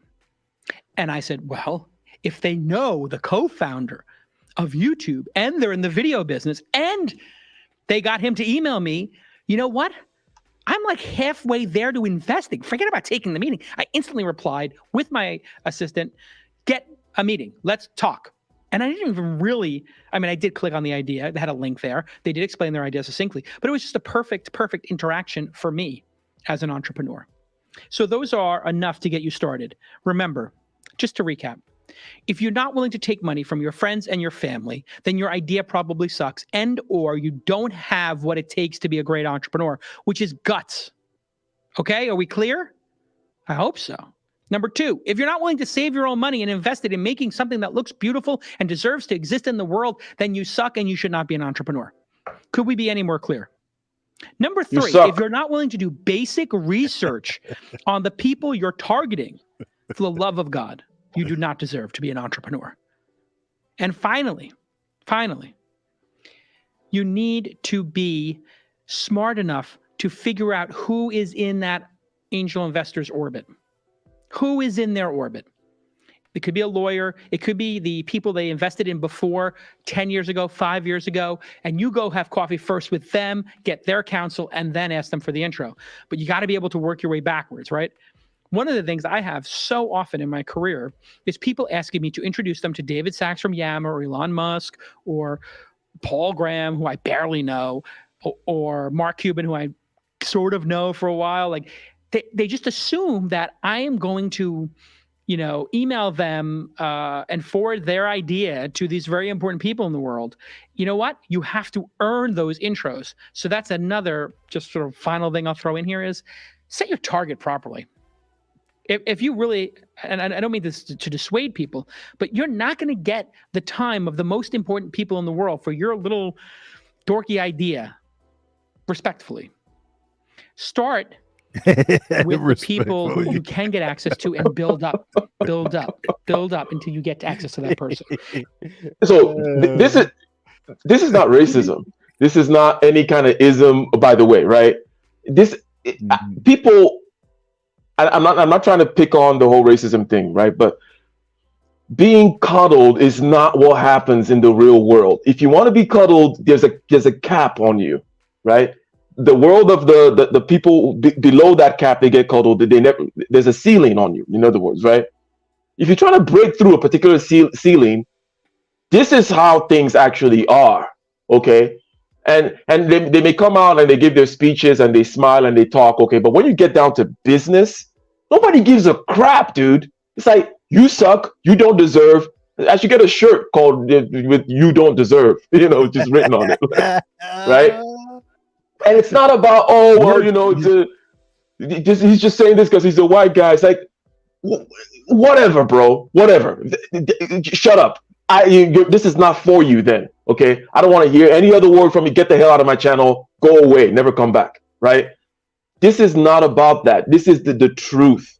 So the last thing that he mentioned here, and maybe I'll finish up and then we'll talk about it, is that whole setting your targets appropriately with regards to the network, where it's like, okay, I can't get directly to Wynton Marsalis, but how do I get in that orbit? Okay. And it goes to something I mentioned earlier about people not understanding how to work a network. not understanding how to work a social circle because they think it's all about feelings and oh, you know, he didn't give me the time of day to talk to me. It's like, shut up. It should be a network of competence whereby, anyways, we'll talk about it a little bit here, but let him finish his thing and then we'll talk about the last point. And that's what I did my whole career. This is like a huge video game, but you don't start the video game on the boss level. You start the video game with the little tiny mushrooms and you're banging things around and getting coins and it's super easy. And then after you play the video game for a while, you get to the boss level, you get to the finale, all that kind of nonsense. In other words, take your time to level up. All right, listen, thank you to my friends at Wilson Sonsini. All right, thanking his sponsors from Wilson Sonsini. Shout out to them as well. But let's talk about, to wrap up with this idea of leveling up slowly. I'll give perhaps one example, okay? Trying to break into some things with the California high-speed rail. California high-speed rail is getting built. And regardless of my personal feelings about, you know, the way the government has wasted money, the way that they've overpromised and the way that they're under-delivering, where at this point it's not really a high-speed rail anymore and blah, blah, blah, and the political issues associated with the California government and how they get windfall surpluses from when the tech industry does well and then they blow it all, the mismanagement of the great resources here. Besides that point, I'm trying to get in there, okay? Because I want my piece. And one could just try to go to the center of it, but no. There's always, you got to know a guy that knows a guy that knows a guy. So I reach out to, because I've worked as in the State Department of Transportation before as a bridge engineer. And if I've worked there before, that means that I know people who work there and I've kept up with these relationships, okay? This is something that you have to do. You have to find competence, and it's not, don't just keep up a relationship with everybody, right? Again, it's about competence. Kept up a relationship with this very smart guy. Also, is just like a Nigerian dude, right? So there's that connection there. We know each other from college, went to community college together, actually. I know he's very capable, respected in that area, okay? And he's like, you know, a higher up there now in the California State of Transportation, California Department of Transportation, Caltrans, right? So he is in there, who's kind of ancillarily related to the high-speed rail system. And then there is another person that he knows, a Ghanaian guy whom he connected me with, whom I've not reached out to yet, okay? Because, again, it's about I'm going to get my ducks in a row. Actually, this is actually a very good example. I'm trying to be a consultant, right, in a particular capacity. This Ghanaian guy he gave me the contact for is a consultant in that capacity, okay? The guy, so this is a 3-level step where I know this one guy, he gives me a consultant name, and then the consultant is working for the High-Speed Rail Commission or whatever. So this is my chain to the High-Speed Rail. The guy that's my friend, you know, I've been keeping up with the conversation with him, with the relationship with him this whole time, right? Like ever since college and whatnot. Every once in a while, I just reach out to him, and I do this strategically.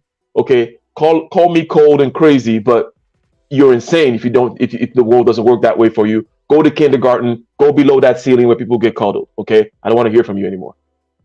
Keep up with good relationships with people strategically in your life all through, right? And if they're the right type of people, you don't have to be talking to them every day, right? You once a quarter, once a year even is good enough, right? And if you're the right type of person, they will take your call, right? Because again, it's a mutual exchange of competence and recognition. He knows I'm the shit. I know he's the shit. Okay. I'm not reaching out to the Ghanaian guy who's giving me the contact for yet because I want to build up to a particular. There's certain things I have to do with regards to the structure of my company and setting up the company with some particular HR type stuff because we're going to be supplying the Department of Transportation with employees, right? With people to work for them to kind of oversee the construction project, construction management, let's say, right? And also I want to learn more about what this guy does so that I know that if I'm a competitor of his, I don't want to step on his toes, that kind of thing. I'm not just going to pick up the phone and be like, oh, I want 15 minutes of your time. I'm going to say, hey, and also, by the way, I'm also trying to do the business in a different capacity as well, where I'm going to supply some employees to a private company, right? On a smaller level, right? So I'll have that layer done. Be like, okay, cool. I already do this in a different capacity. I already have my company structured in a particular way. I've studied this guy and what he does, make sure that I'm not stepping on his foot in a particular way. And I know exactly what to ask him in order to fill the gaps so that I can come to him and say, hey, my name is Ike. You don't know me, I don't know you, but I got your information from Effie, the tall Nigerian guy with Caltrans. It's like, oh yeah, that guy. Like, cool. Well, here's what I would like from you. I've done X, Y, and Z, and I have these questions with regards to getting these contracts with the High Speed Rail Commission, right? And what the X, Y, and Z are going to be that I've done, and the gaps are going to be very clear, and they're going to be known. It's going to be within his wheelhouse. He's going to understand, and he's going to want to take my call, as opposed to if I just called him right now, or I called him in December, which is when I got his information. I called him in December and be like, hey, bro, like you want to, and then I start asking him questions, amateurish questions, right? Like, so how did you get in this thing? Like, does that make sense, Dr. Thunder? You don't want to be asking people crap like that. Yep, 100%. Yeah, so any comments on the whole leveling up? Fishing expedition. Exactly. It's like, dude, I'm not a fish, so. Yeah, definitely 100% there. So you gotta, when it's said this way, I know it can seem a little daunting. It could seem like, oh, all this stuff is just very, having a long view is all it takes, in my opinion, right? So it's not like I'm some master strategist, okay? Because I'm not over here talking about, oh yeah, I keep this relationship together and then this and then I'm gonna wait to call this guy. All it is a long view. I did not know what exactly was gonna come out of my relationship with this particular Nigerian dude.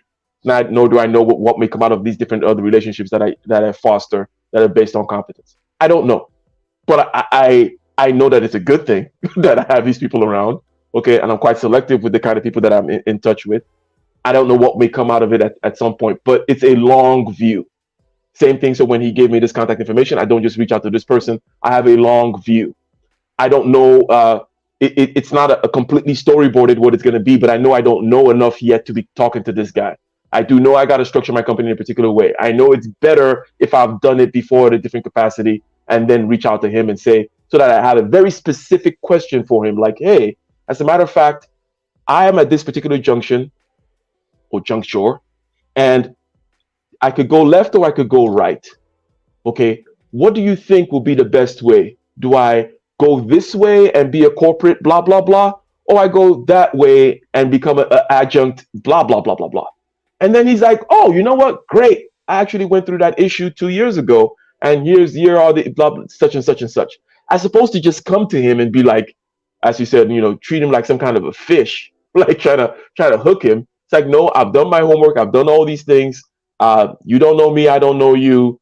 But here's exactly what I would want from you. Because typically, what some people might think is, the good old boy network, the good old Nigerian network, try to, or whatever it may be. But that's not really how it works in real time. Yes, it does help that, it's merely incidental a lot of times that this guy happens to be Nigerian and this other guy is Ghanaian.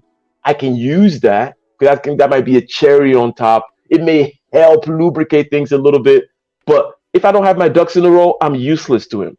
Okay, and he's not going to want to introduce me to the higher ups in the High Speed Rail Commission. He's not going to want to do that. Okay, so if you think that the world operates just purely on this extroverted feeling community where it's about phenotype or it's about some kind of a tribal thing, no, really it's about competence. I'm going to give a quick summary of what we went over: how to raise money to fund your dreams. Okay, first of all, as Jason Calacanis said, you want to have some skin in the game. You want to have already invested the money. You want to already show some kind of sense of inevitability where, hey, this train is moving with or without you, Mr. Funder, right? If you hop in right now, you get in early and you help me accelerate, but I'm going to accelerate one way or the other. You can help me accelerate at, at a 30 clip, or I'll accelerate at 5, but I'm going to get it anyways. Okay. And in that, lies the whole idea of your money, your friends and family type stuff. And then when you reach out to somebody, already have something, have a nice little website. It's great to already have a prototype, have the sales already, have something already going that they can see that, hey, you're a doer, because ideas are crap. Okay. Ideas are super easy. Shout out to the Broke Genius, says this is valuable information. Thank you very much. Let me put your super chat here on the screen. Okay. Thank you very much, the Broke Genius, for the $2 super chat. Ideas they don't matter. It's about execution. Okay. So when you send that email out to somebody, you want to show that there's execution. And then it helps to actually know the person that you're sending this email out to, have something personal in there that says, hey, I appreciate your work that you do. I actually, as a matter of fact, and you may want to also give. You talked about with Wynton Marsalis, as opposed to trying to ask him for gigs, give him a gig, right? Give him an opportunity, okay? Send this guy an article that is relevant to something that you saw him discuss in his podcast, if he has a podcast, right? Some angel investor, somebody trying to raise money from, he talked about the topic, like, hey, I listened to that stuff. I really liked it. As a matter of fact, here's a summary of an article that you may find useful. Here's what I do. Here's the link, okay? And I would like to have a moment of your time to further discuss if you're interested. And the whole wrapping up point, I'm going to put a bow on it with be concise. And you cannot be concise unless you have thought about it, okay? You don't show up and throw up, is what they call it sometimes in sales, right? You're there like, here's all the features and all the benefits, and I like to do this and I could do that, and how do we do this? Blah, blah, blah, blah. No, okay? That is very unorganized. That's ridiculous, okay? There's stages in the game. You need to know the stage that you're in. You need to have a particular outcome that you're looking for that is pertinent to both the person that you're meeting with and also relevant to the stage in the game, okay? At this stage, I would want X from you. We all know at the end of the day, you want to be full partner with him. You want to be in a penthouse making billions of dollars. Okay, great.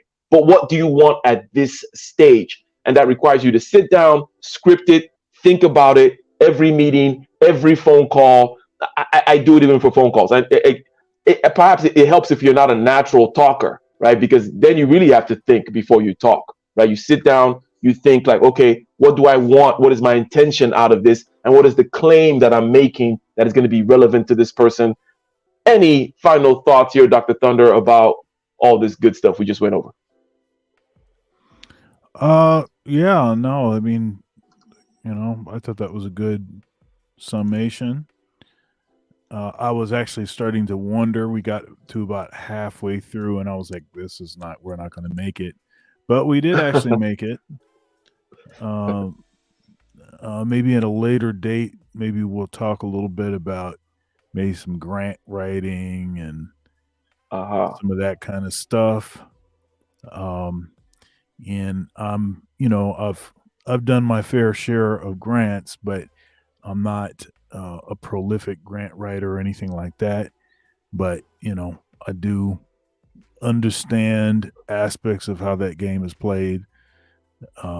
And I've been both on committees that were looking at grants, considering if they were going to get through or not.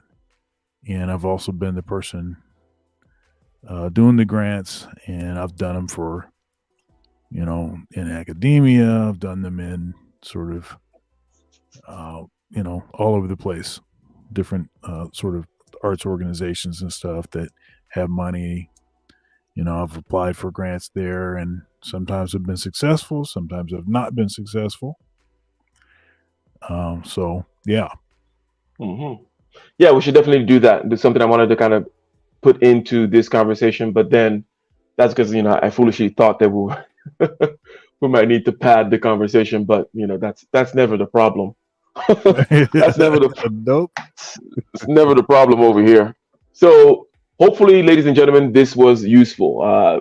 Given the super chats and whatnot in the comments, it seems like it was useful. Okay, the money is out there, and the money is waiting to be deployed. Okay, there are levels to the game, and at the particular level is where people deploy capital, and they're looking for people to give that capital to. Okay, because they can't just have it sitting. That pile of cash you see behind on the screen there, it's trash. It gets eaten by rats and it gets eaten by inflation. if it doesn't go into a good idea that can help it grow more than the buying bonds, for example. Okay, so the money is out there. The money is waiting to be deployed. There is not a shortage of money. If money happens to be the issue for you, right? In other words, you have the idea down, you have the sense of inevitability, you have the passion for it, then you need to learn what essentially is this sales game of asking people to give you money. And it is not that difficult. There are many podcasts that I can recommend, like This Week in Startups with my man Jason Calacanis that we just saw. And there's a link to that in the video here. It says Startups at Startups, right? Is what it's called. You can click on that, follow him, and you can find out basically whom these angel investors are, like AngelList and Naval Ravikant and all these other different types of people. Especially if you are in the tech space, you're building an app or something like that. These people are there waiting for the next idea that they can fund. And seed series and Series A series, those are like $100,000, $250,000 rounds. Not huge amounts of money, but if you can show something that makes sense, right? They will take that email, they will fund you, and yeah, you can fund those dreams. Ladies and gentlemen, thank you very much again. Weekly show every week here, Getting Ish Done Back in Dr. Thunder. Next week will be on Dr. Thunder's channel. It is always 9:30 p.m. Eastern time. Sunday, we have a special panel on Dr. Thunder's channel, Black History Month, a special closed panel show for the Black History Month. Okay, and we're going to be talking things that run the gamut, right? History is about edification and shall we say ennoblement that happens. That's one reason why you may study history. We also study things fundamentally because we're fascinated by them. But also, how about the scientific study of history? Meaning, how about model building? Can you build a model that will then guide your action? Can the study of Black history actually guide our action today? If you would ask me, and you will not be surprised, 99% of the reason why I would study history is for model building. The other 1% is for fascination. The ennoblement thing and the making myself feel good actually makes me feel bad. Like, it's not like I don't have that feeling, but I have a little irritation about feeling good about looking at the past or looking at something, identifying with a group.